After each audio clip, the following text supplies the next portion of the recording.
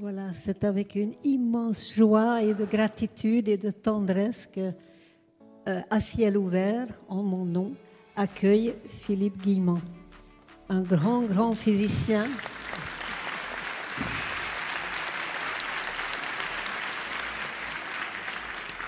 Comment la spiritualité et la science pourraient-elles se concilier? Et l'ange répond, à la nouvelle lumière. On reconnaîtra qu'elles sont un. Toujours elles ont été un. Un comme la mélodie et le rythme, inséparables. Chaque membre du grand orchestre joue séparément, mais la symphonie est une. Une remise en question de la nature de la réalité. Notre vision du monde, pas notre vision du monde actuel, mais notre vision du réel. Qu'est-ce que c'est que le réel? En physique, il y a 10 arguments puissants qui, tous les 10, nous conduisent à remettre en question notre idée de la réalité telle qu'on l'aperçoit et par conséquent à abonder en faveur de l'allégorie de la caverne de Platon qui nous disait que le réel est une illusion et qu'en réalité, ce qu'on vit, c'est quelque chose qui est simplement comme une projection d'information, comme dans Matrix par exemple.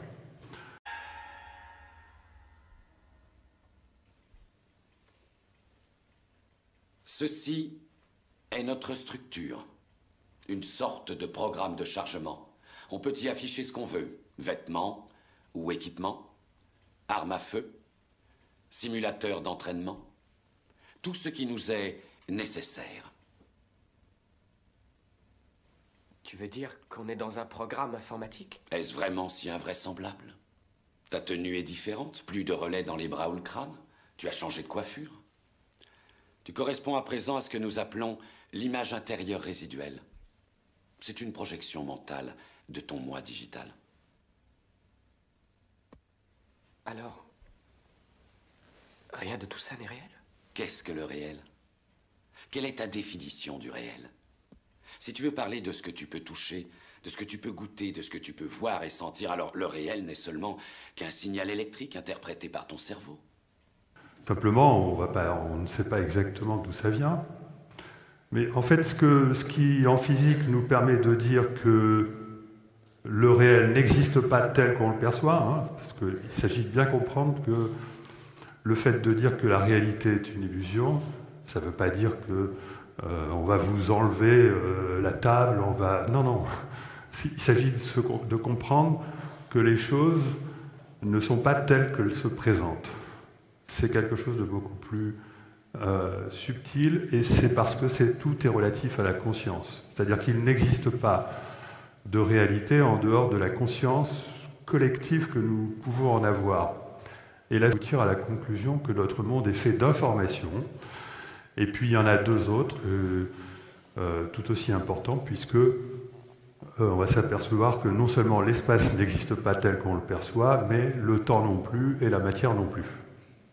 Grâce à la découverte des ondes gravitationnelles, ce n'est pas de la matière, hein, c'est bel et bien de l'espace, c'est-à-dire du rien, du vide qui vibre. D'accord ? J'en viens à considérer que si l'espace n'est pas de l'espace, alors l'espace est de la conscience. L'espace et la conscience, c'est la même chose. Et vous allez voir pourquoi ça se confirme. L'espace et la conscience, c'est la même chose, ça veut dire qu'à ce moment-là, l'espace dans lequel nous vivons est une construction de la somme de nos consciences collectives.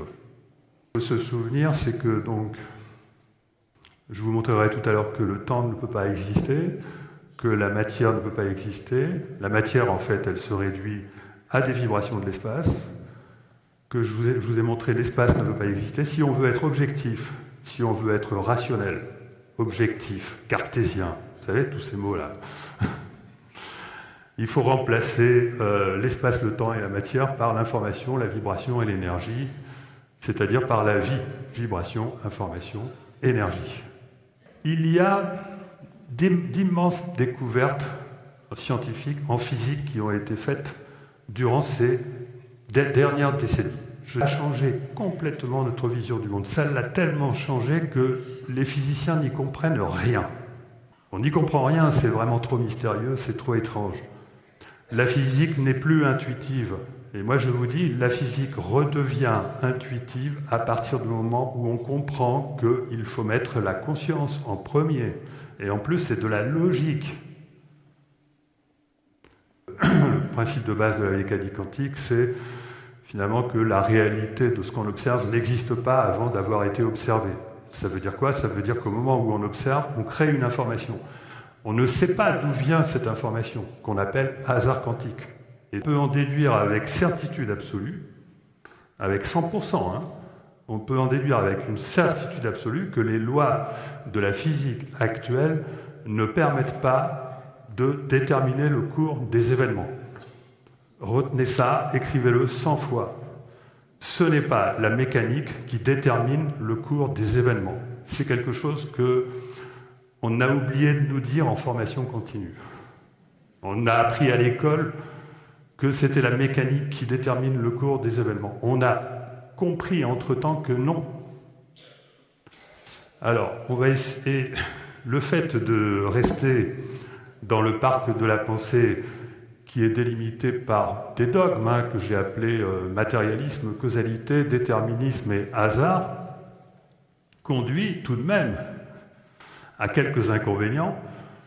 Je ne vais pas insister là-dessus, mais vous n'aurez pas de mal à déduire que le matérialisme conduit à l'aliénation, que l'idée que le futur n'existe pas et se construit dans le présent conduit à une perte de sens, que l'idée que tout est parfaitement déterminé conduit à des systèmes de contrôle par intelligence artificielle et que le fait qu'il n'existe pas d'information hors espace-temps, pas d'âme, etc., conduit naturellement au transhumanisme, c'est-à-dire que nous sommes des machines. Alors que si on accepte de sortir de cette prison pour l'esprit, c'est une véritable prison, d'accord? Si on accepte de sortir de cette prison, on s'aperçoit que la prise en compte de l'existence de ces 4 types d'informations immatérielles avérées par la science, démontrées par l'expérience rationnelle, conduit obligatoirement à considérer la possibilité, au moins la possibilité, si ce n'est dans certains cas la certitude, du fait que la conscience n'est pas le produit du cerveau, que nous avons une âme, et ça je vous donnerai une définition de l'âme, vous verrez que là il y a 100% de certitude scientifique à ce sujet, à la fin de ma conférence, que nous avons a priori un libre arbitre qui reste à conquérir, puisque la mécanique ne détermine pas le cours des événements, mais on peut quand même subir un conditionnement au niveau de la conscience. Et évidemment que nous ne sommes pas des machines, parce que les machines sont déterminées par le passé. Les machines, ce sont le résultat d'algorithmes, ce sont des programmes, et on peut prévoir par le passé, avec l'algorithme, tout ce qu'une machine va faire, même en interaction avec tout ce qui l'entoure. Il n'y a pas d'information qui vient du futur dans une machine. Or, si le futur est déjà réalisé, ça veut dire que pardon, nous ne sommes pas des machines. Et donc, il faut aller visiter l'extérieur. Pourquoi aller visiter l'extérieur du parc? Parce qu'à l'intérieur du parc, c'est devenu irrationnel. Les gens qui vous disent « vous allez à une conférence de Guillemot, oh là là, mais moi je suis cartésien, rationnel, donc je ne vais pas à ce genre de conférence ». Ces personnes-là sont assises sur de l'irrationnel. Si vous voulez du rationnel, écoutez-moi. Si vous voulez du cartésien, écoutez-moi. Descartes n'était pas cartésien d'ailleurs au sens où on l'entend. Donc, à l'intérieur du parc, c'est-à-dire le discours habituel, la sphère politico-médiatique, la majorité des intellectuels et des philosophes résonnent à l'intérieur du parc. Si on commence à sortir du parc, bon, effectivement, là, on est un petit peu poursuivi par les gardiens du parc. Ces phénomènes qui sont étudiés scientifiquement pour la quasi-totalité, et le reste, sinon, est totalement avéré, ce sont les états de conscience modifiés, les expériences de mort imminente, les expériences de sortie du corps, les synchronicités et coïncidences étranges, les phénomènes aériens non expliqués, et puis les perceptions extrasensorielles. Voilà. Tout ça, ce sont aujourd'hui des sujets d'études scientifiques, bon, pour la grande majorité. Et ce qui est absolument génial, alors génial, c'est pour ça que je fais des conférences, c'est que lorsque vous commencez à reconstituer les maillons avec tous ces phénomènes, vous apercevez qu'il y a une immense cohérence et que cette immense cohérence, elle implique simplement de revoir notre vision du monde en adoptant un modèle qui soit compatible avec ces choses-là, et c'est ce dont je vais vous parler. Si vous voulez avoir une excellente vision de la réalité rationnelle, hein, vous vous imaginez, là, la vision la plus scientifique qu'on puisse imaginer concernant la réalité que nous avons à vivre. Il est vrai que nous pouvons considérer que selon le déterminisme scientifique et le fait que notre futur est déjà réalisé, on verra ça tout à l'heure, il est vrai qu'on peut considérer que tout se passe comme si notre vie consistait à avancer à l'intérieur d'un tunnel invisible qui oriente nos pas tout le reste de notre vie. Mais ça pose problème à plein de physiciens notamment, mais plein de gens aussi, parce que bon, ça c'est quelque chose de difficile, et le libre arbitre là-dedans, bon. Mais tout ça, ça flotte sur un océan de conscience, donc le tunnel il bouge, d'accord? Donc il n'y a pas de problème. On peut tout à fait accepter l'idée que notre futur soit déjà réalisé à partir du moment où on accepte qu'il soit en mouvance permanente. Et qu'en plus, on nous dit, et que c'est la logique même, qui nous dit qu'il est en mouvement permanent sous la dépendance de la conscience. Et donc là, on s'y retrouve. C'est du grand n'importe quoi qu'on vous vend, que des scientifiques illustres, brillants, plus intelligents que moi, vous vendent par simple formatage. Et lorsque vous regardez la Terre avec un accéléré de 1 ou 10 millions, vous voyez vivre la Terre. Vous la voyez respirer, vous la voyez... Elle a tous les sens, sans aucune exception, tous les sens qu'on a, elle les a. Et c'est scientifique, il suffit de le vérifier, il faut faire les calculs, pas compliqué. Enfin, si, c'est compliqué. Aujourd'hui, il est de plus en plus admis, y compris par les neuroscientifiques, que le temps, dont les physiciens n'arrêtent pas de nous dire qu'il n'existe pas, en fait, pourrait être généré par le cerveau. C'est-à-dire que le temps, l'idée que tout est séquentiel, ce serait une illusion qui est fabriquée par le cerveau lui-même. Et là, on rend compatible la physique et les neurosciences. Et les neuroscientifiques s'en rendent compte de ça. Et donc, ça veut dire quoi? Ça voudrait dire que le cerveau nous crée l'illusion qu'il y a une anticipation de choses qui n'existent pas encore et qu'il y a une mémoire de choses qui n'existent plus. Ça, c'est de l'illusion. C'est de l'illusion créée par le cerveau. Et la réalité serait que la vraie réalité, oublions le cerveau, serait que la conscience, elle est comme une lampe de poche qui éclaire une partie du terrain sur lequel on navigue. Ça, ce serait réel. Et j'explique comment la flexibilité fonctionne, et elle fonctionnerait par commutation de lignes temporelles. C'est-à-dire que vous pouvez, sans changer, vous pouvez changer dans votre futur n'importe quoi, sans changer la suite de ce futur. Même dans votre présent, vous pouvez ne rien changer à votre programme de la semaine, sauf demain, vous allez faire quelque chose de différent de ce que vous aviez prévu. C'est quand même intuitif, ça. D'accord? Eh bien, on est capable maintenant, en physique, de démontrer que cette chose très intuitive, elle est réelle et qu'elle ne détruit pas la structure de l'espace-temps. Ce n'est pas parce que vous n'allez pas faire ce que l'espace-temps a prévu pour vous que l'espace-temps va s'écrouler. C'est ce qu'on pense lorsqu'on est déterministe, c'est ce qu'on pense lorsqu'on adopte les idées anciennes.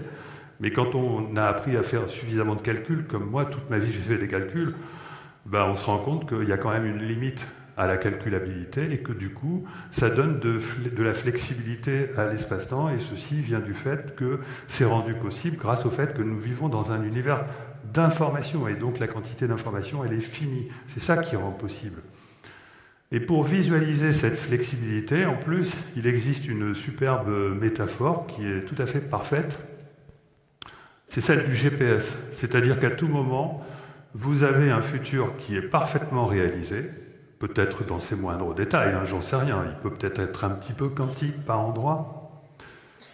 Mais en tout cas, il est réalisé, et à tout moment, eh bien, vous pouvez ne pas suivre le chemin qui est prévu. C'est-à-dire que tout se passe comme si nous avions un conditionnement qui fait en sorte que finalement, nous allons faire exactement ce qui est prévu par l'espace-temps, mais qu'il serait possible de sortir de ce conditionnement.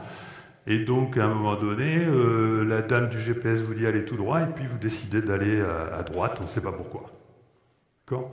Donc ça, c'est possible. C'est, disons que j'ai démontré par mes calculs, c'est quand même 3 ans de travail acharné pour arriver à faire les calculs qui sont quand même assez sioux, plus arriver à les publier dans un système où il faut être extrêmement rigoureux. C'est le résultat de ces 3 années de travail. Et ça a une conséquence extrêmement intéressante. Ça a une conséquence, c'est-à-dire que si vous voulez maintenant, parce que ce qui vous intéresse, c'est de changer votre futur. Changer votre futur, normalement, vous ne pouvez pas si vous êtes conditionné. Mais si vous faites des efforts, peut-être de présence à soi, de méditation, il y a tout un tas de techniques que d'ailleurs vous connaissez, l'association à ciel ouvert connaît très bien. Eh bien, vous pouvez changer votre futur en essayant de vous souvenir. Puisqu'ils existent déjà, les futurs alternatifs. En essayant de vous souvenir de futurs alternatifs que vous n'aviez pas encore envisagés. La physique traite le passé et le futur exactement de la même manière. D'accord ? Donc quand on parle de se souvenir, on parle du passé, mais je vous ai dit que ça, c'est une illusion du cerveau. Si c'est le cerveau qui crée l'illusion du temps, il n'y a aucune raison de faire la différence entre une intention et un souvenir. Donc là, je caricature peut-être un peu, et encore, je ne suis pas sûr de caricaturer, mais ce souvenir du futur, ça a le mérite de pouvoir au moins traduire un fait extrêmement important lorsqu'on veut changer son futur, c'est que toute nouvelle intention doit être captée par le cerveau, et surtout pas émise par le cerveau, surtout pas créée par le cerveau. Le cerveau, il crée pas seulement l'illusion du temps, il crée l'illusion de qui vous êtes, il crée l'illusion de tout un tas de choses, et le cerveau ne va faire que vous ramener dans la prison. Le cerveau ne peut pas faire autrement que de vous ramener dans la prison. Le cerveau, il est dans l'espace-temps, il est dans 4 dimensions. Le cerveau n'a pas accès à plus que 4 dimensions. Seule la conscience a accès à plus que 4 dimensions, puisqu'elle a accès aux 6 dimensions supplémentaires, puisqu'elle est les 6 dimensions supplémentaires, puisqu'elle est cet océan de conscience. On a un super philosophe qui nous a expliqué pourquoi longuement, vraiment, et qui a convaincu même les physiciens, beaucoup de physiciens, que en fait, les émotions, et notamment la joie et l'amour, sont bien supérieures à la raison, bien supérieures au mental. C'est la joie et l'amour nous guident. Le mental, il est complètement phagocyté dans cette affaire. Bien sûr, il faut que la joie et l'amour soient présentes, ou alors que d'autres manifestations de la joie et l'amour, comme l'émotion, l'intuition ou la foi. Les scientifiques croient que la foi, c'est une croyance, mais ils n'ont rien compris. Pas que les scientifiques. La foi n'a rien à voir avec une croyance. Les croyances sont du côté du mental, alors que la foi est du côté de l'émotionnel. Parce que, oui, je ne vous l'ai pas dit, mais ça, je vais peut-être vous le redire après. À partir du moment où la conscience, c'est l'espace, et que la conscience en particulier, ce sont des vibrations de l'espace, on peut décrire ces vibrations de l'espace en termes de 3 dimensions qualitatives, que sont la dimension mentale, et donc l'information dans l'espace, l'information émotionnelle, c'est la vibration, et énergétique, hein, donc ça c'est l'ego. Et je vais y revenir. Mais donc du coup, il y a une différence qualitative fondamentale entre le mental et l'émotionnel, et entre ce qui est susceptible de nous guider en dehors du cerveau et ce qui est susceptible de nous emprisonner à l'intérieur du cerveau. Ce qui est susceptible de nous guider, c'est la joie, la foi et l'intuition. L'intuition s'adresse au mental, la foi s'adresse à l'émotionnel et la joie directement à l'ego qui est dépassé par cette affaire. Donc,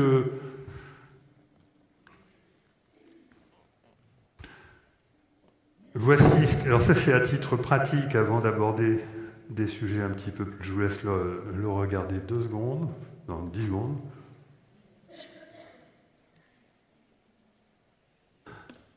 Donc ça, je vous ai introduit l'idée que donc, la conscience a 3 dimensions qualitatives et qu'elle a 6 dimensions mathématiques. Alors je parle ici de la conscience, en tout cas non matérielle, hein, celle qui n'est pas emprisonnée par le cerveau. Alors elle peut être conditionnée, ou elle peut être reliée à ce qu'on appelle le soi. Alors tout à l'heure j'ai oublié de vous dire un truc important. En fait j'avais supprimé le slide tout simplement sans me rendre compte. C'est que la conscience, c'est ce qui va vous permettre de faire des choix dans le présent. Elle va vous permettre de faire des choix dans le présent, mais vous n'allez pas maîtriser votre destination. Donc votre destination, si vous voulez, le problème c'est qu'elle est déjà là. Et elle est plus vous que vous-même. Parce que à la fin d'une vie, on regarde ce que quelqu'un a fait de sa vie, on définit ce qu'il est en fonction de toute sa vie. Et en général, ce qu'on réussit à faire, c'est plutôt pas tout de suite, quoi. Hein.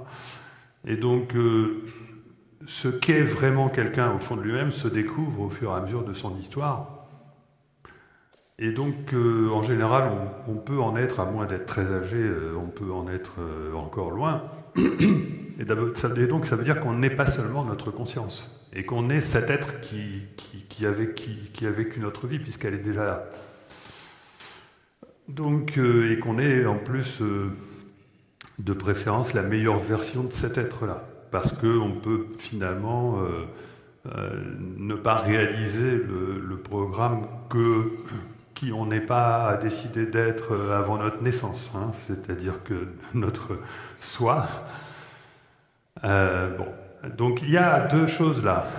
Il y a un être au présent qui est bien conscient et qui préside aux conditions initiales. Et il y a un être absent, inconscient, subconscient, qui préside aux conditions finales. Nous réalisons qui nous sommes, mais sans savoir tout de suite qui nous sommes, sans savoir où l'on va. Et d'ailleurs, c'est intéressant de ne pas avoir une vision de notre futur, hein, parce que personne, si on disait leur futur à un tas de gens qui font des choses grandioses, laisse tomber, ils arrêtent de les faire, parce que ça implique une épreuve qui engendre une évolution. Or, si vous n'avez pas évolué, vous ne pouvez pas choisir l'épreuve, c'est pas possible. Vous ne reconnaissez qu'il était juste et que c'était super de vivre une épreuve que après que vous ayez évolué. Mais avant d'évoluer, vous ne pouvez pas accepter les épreuves. Donc vous voyez, il y a une nécessité de toute façon logique, rationnelle, pour qu'on ne connaisse pas le futur. Le fait de ne pas connaître le futur nous permet de nous réaliser beaucoup mieux que si nous le connaissions. Et là, je donne simplement comment faire pour changer son futur. C'est-à-dire que je n'ai pas écrit exactement de quoi il s'agissait. En haut, vous avez le mental supérieur, le soi, l'émotionnel supérieur, et en bas, exactement la même chose, mais inférieur et le moi. Mais pour ce qui concerne l'usage de cette télécommande, en fait, pour arriver à changer son futur, à se fabriquer un meilleur futur, le truc, c'est d'arriver à sortir des croyances en lâchant prise pour laisser les intuitions rentrer dans le mental. C'est d'arriver à sortir de l'ego tout en se détachant pour arriver à faire rentrer la joie dans sa vie. Et c'est d'arriver à sortir du jugement Et donc de développer la confiance pour arriver à faire rentrer la foi. Parce que la foi, la joie et l'intuition sont les trois guides de la conscience qui lui permettent de réaliser son être le plus profond. Mais moi, pour innover, j'ai compris qu'il fallait empêcher le cerveau de fonctionner. Et je vous assure que c'est pas de la blague, c'est même pas une blague. Ça ne veut pas dire qu'on n'a pas besoin de faire fonctionner le cerveau, mais seulement après, quand on a trouvé la bonne idée. Donc on a besoin des deux, on a besoin d'un cerveau qui fonctionne, évidemment. Bon, j'en parle un peu dans d'autres conférences, j'apprends ça dans les ateliers que je commence à faire maintenant. Déclencher les synchronicités, c'est quoi? C'est ce dont Marguerite nous parle sans arrêt, c'est tout simplement dialoguer avec son ange. Voilà, moi c'est comme ça que j'ai commencé. Et donc j'avais dit à Marguerite, je vais parler des dialogues avec l'ange dans ma conférence, mais je ne sais pas où le mettre parce qu'en fait il y a une quantité phénoménale de contenu hyper intéressant dans ce livre. J'allais vous parler par exemple de l'idée que le mal est un bien en formation, j'allais vous parler de tout un tas de choses comme ça, mais je me suis dit non, ton choix va être trop sélectif. Je préfère dire simplement que déclencher les synchronicités, ça revient à dialoguer avec son ange, mais pas à la façon effectivement des dialogues avec l'ange, mais plutôt à la façon où on est tout seul, on fait un retour sur soi, on recherche en soi l'authenticité et on utilise l'univers, l'environnement comme ange, comme réponse. D'accord? Enfin, bon. Est-ce que l'âme est un objet scientifique d'étude? Ça, je ne sais pas. Mais est-ce que l'âme est quelque chose de rationnel? Ça, oui. Il suffit de définir l'âme telle que, d'une manière très raisonnable, hein, comme un système immatériel de coordination atemporelle du vivant, capable de rejeter l'excédent d'entropie, c'est-à-dire l'excès de désordre organique, et de survivre à la mort du corps. Ça, c'est à peu près, ça me semble une bonne définition de l'âme. Eh bien, la physique répond oui à ces quatre questions. Existe-t-il une extension immatérielle? Oui. Existe-t-il une fonction négantropique du vivant? Oui, c'est le principe MEP. Maximum entropie, production. Existe-t-il une coordination atemporelle? Oui, obligatoirement de par l'indéterminisme de la mécanique non seulement quantique, mais classique. Et survie après la mort? Oui, car on sait que les informations quantiques sont en dehors de l'espace et du temps. Et ça, je ne suis pas le seul physicien à le dire, ça c'est quelque chose de tout à fait reconnu à l'heure actuelle. Donc il est tout à fait rationnel de parler d'âme, et il est devenu irrationnel de dire que l'âme n'existe pas. Bon, ça c'est pour aller encore plus loin, je ne vais pas le développer, c'est pour... je voulais simplement vous dire que si on veut vraiment comprendre l'espace-temps complètement, enfin, mais ça c'est ma vision personnelle, là on va vers des choses qui commencent à devenir spéculatives, il ne faut pas seulement rajouter 6 dimensions à l'espace, c'est-à-dire faire un espace à 10 dimensions, il faut en rajouter 2 autres qui sont des dimensions de temps. Donc l'espace-temps aurait 12 dimensions, mais seulement 10 dimensions seraient exploitables d'un point de vue, on va dire, mathématique. Parce que les 2 autres dimensions seraient des dimensions de choix, en quelque sorte, c'est-à-dire de libre arbitre. Ce seraient les temporalités dans lesquelles vivent nos autres états d'être. Et on les appelle, même nous, hein, on les appelle chronos pour le temps ordinaire qui nous enferme dans une prison, kéros pour le temps qui nous permet de sortir des sentiers battus et finalement de réaliser quelque chose de créatif, de changer notre futur, et aion pour le temps dans lequel se change éventuellement notre destinée sous l'influence de notre soi, qui vit peut-être dans un autre univers, peut-être miroir, on ne sait pas. Et ça, tout cela s'inscrit dans une vision spiritualiste, hein, évidemment, de notre réalité, où la réincarnation se comprend en tant qu'incarnation simultanée, voilà, etc. Donc, enfin, je ne vais pas insister là-dessus. Je vais conclure. Je pense que j'ai parlé assez longuement. Non? J'avais peur d'être trop long peut-être. Ce que j'essaye de faire passer comme message depuis 10 ans, c'est que la conscience est un système de navigation et que la physique nous le montre. L'information manquante en physique que les physiciens ne veulent pas regarder parce qu'ils ne savent d'ailleurs même pas ce qu'ils en feraient, parce que c'est incompatible avec l'usage d'équations, eh bien c'est l'information de la conscience.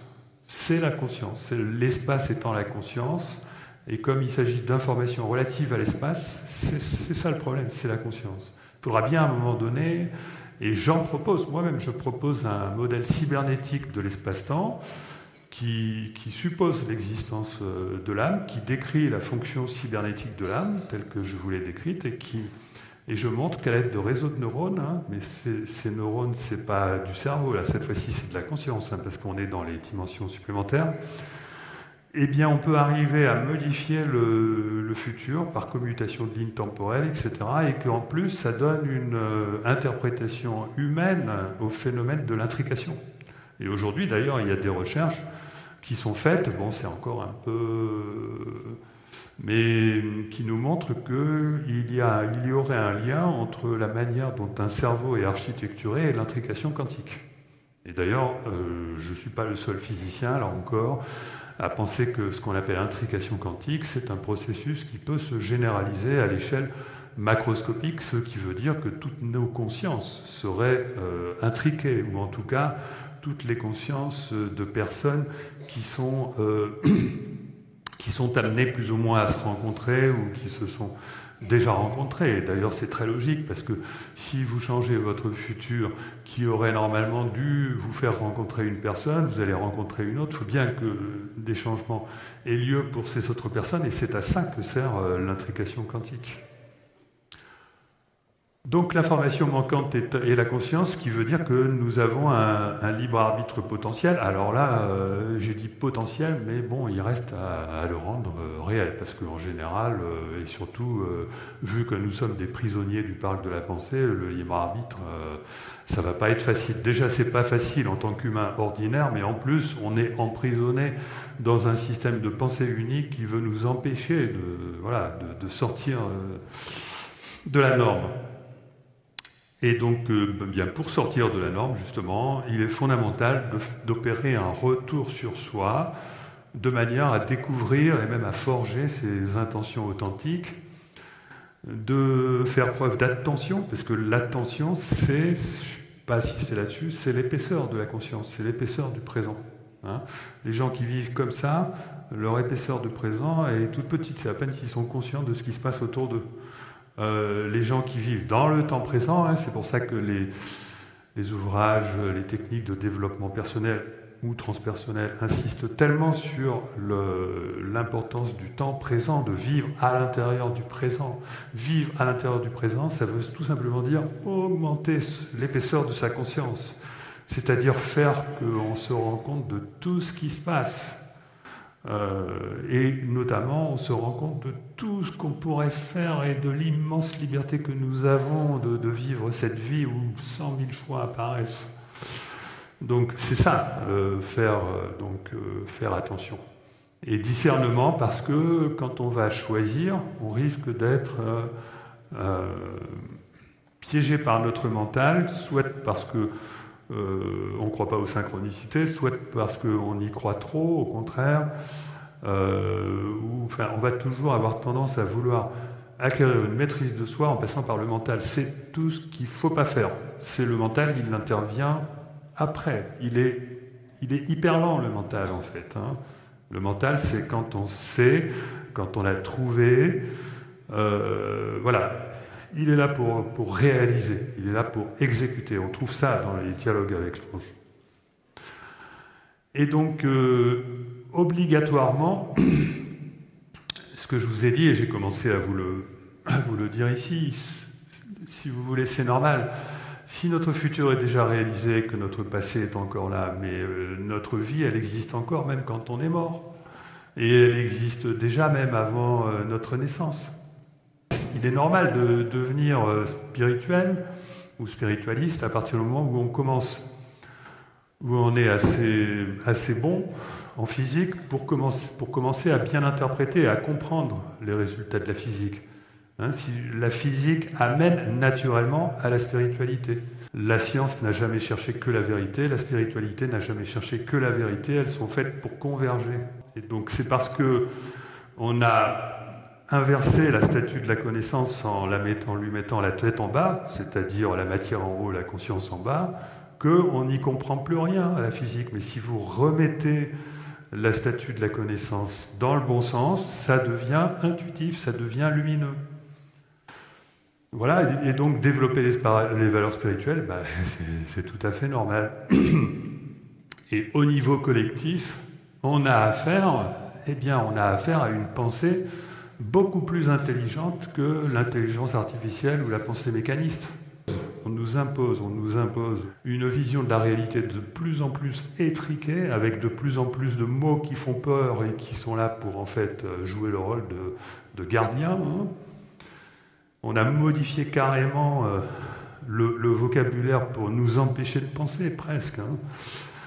On en est arrivé à un point où, si vous voulez, on ne va pas échapper à certains effondrements qui, j'espère, parce que je suis optimiste, vont, du fait qu'ils vont nous réveiller, nous éveiller, réussir à nous faire réagir de manière humaine aux événements qui vont arriver.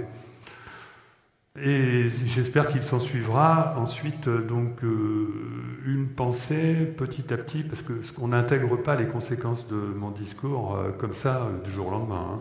Il faut des années et des années et des années, et même moi je progresse en même temps avec mon public pour intégrer les conséquences de cette nouvelle vision du monde qui est beaucoup plus rationnelle. Et en plus, elle fournit un éclairage puissant sur tous les phénomènes inexpliqués dont je vous ai parlé, je vous ai juste cité. C'est comme ça que je suis arrivé à une certitude sur tout ça, que j'avais déjà acquise rien que par la physique. Et quand on étudie ces phénomènes, mais vous ne pouvez pas imaginer à quel point c'est merveilleux de voir que tout concorde et que la vision de la réalité qu'on peut dépeindre à partir de là, pour peu qu'elle intègre 2 niveaux de conscience supplémentaires, elle nous ouvre des perspectives, mais alors considérables. Moi, je sais déjà comment marchent certaines technologies du futur. Je sais des technologies, mais bien meilleures que tout ce que vous pouvez vous imaginer. Enfin bon, je suis un ingénieur, donc je suis intéressé en premier lieu par comprendre certains types de technologies qui viennent nous rendre visite, par exemple, et qu'on ne comprend pas et dont on dit qu'elles n'existent pas. Aujourd'hui, elles sont compréhensibles. Puis en fait, cette façon de penser, ça finalement remet l'humain vraiment au centre à travers la revalorisation de la poésie en premier lieu. Parce que la poésie, c'est une invitation à regarder le monde et à découvrir toute la subtilité des rapports qu'il peut y avoir entre nous et le monde, entre nous et l'environnement. Et cette subtilité du rapport, elle découle naturellement du fait que nous sommes en dialogue permanent avec notre futur. Et les arts, évidemment, sont un moyen d'expression pour faire passer des idées, effectivement. Et même moi, d'ailleurs, c'est un scoop, hein, mais je vais monter une entreprise pour justement essayer de trouver, de valoriser un pont entre l'art et la science, un pont entre la physique et la synchronicité. Et je vous assure que les sciences humaines, là-dedans, ont un rôle à jouer extraordinaire parce qu'on s'aperçoit que finalement, il y a une plus grande intelligence chez les gens qui s'occupent depuis longtemps de psychologie, de psychiatrie, etc., etc. On s'aperçoit qu'il y a une plus grande intelligence, une plus grande intuition, parce qu'eux n'ont pas abandonné l'intuition, alors qu'un scientifique ordinaire laisse tomber l'intuition. Il veut ne fonctionner qu'avec son mental, et donc il laisse tomber un pan de son intelligence qui est le plus précieux. Il est normal que les spécialistes qui fonctionnent beaucoup dans les sciences humaines avec leur intuition, et avec le mental évidemment, hein, je veux pas développent une pensée plus intelligente que la vision du monde qu'on nous donne en science. Tout ça c'est bien gentil, mais il ne faut pas me croire. Il y a beaucoup de moyens d'expérimenter ce que je vous ai raconté ce soir. Je vous remercie.